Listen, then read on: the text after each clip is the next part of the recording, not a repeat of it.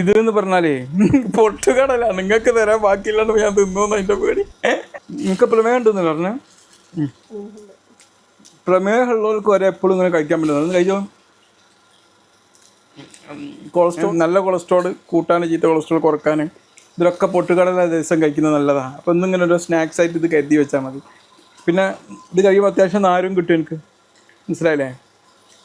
അതുപോലെ തന്നെ ഇതിന് എന്താ പറയുക, ഗ്ലൈസീമിക് ഇൻഡെക്സ് കുറവാണ്. ഇത് കഴിച്ചാൽ ശരീരത്തിലേക്ക് വല്ലാണ്ട് ഷുഗർ അടിച്ച് കയറൂല. ഇവർക്ക് നാവിന് വെള്ളം ഊറുന്നുണ്ട് നമ്മളിങ്ങനെ കഴിക്കുന്നത് കണ്ടിട്ട്. പിന്നെ ഇതിൽ കലോറിയും കുറവാണ്, മനസ്സിലായില്ലേ? മറ്റു നട്ട്സിലൊക്കെ കലോറി കൂടുതലാണ്, തടി കൂടും. പക്ഷെ അതുകൊണ്ട് അതൊന്നും ചെയ്യൂല. ഓക്കെ, എന്നാ ഇതിങ്ങി കഴിച്ചോ കേട്ടോ.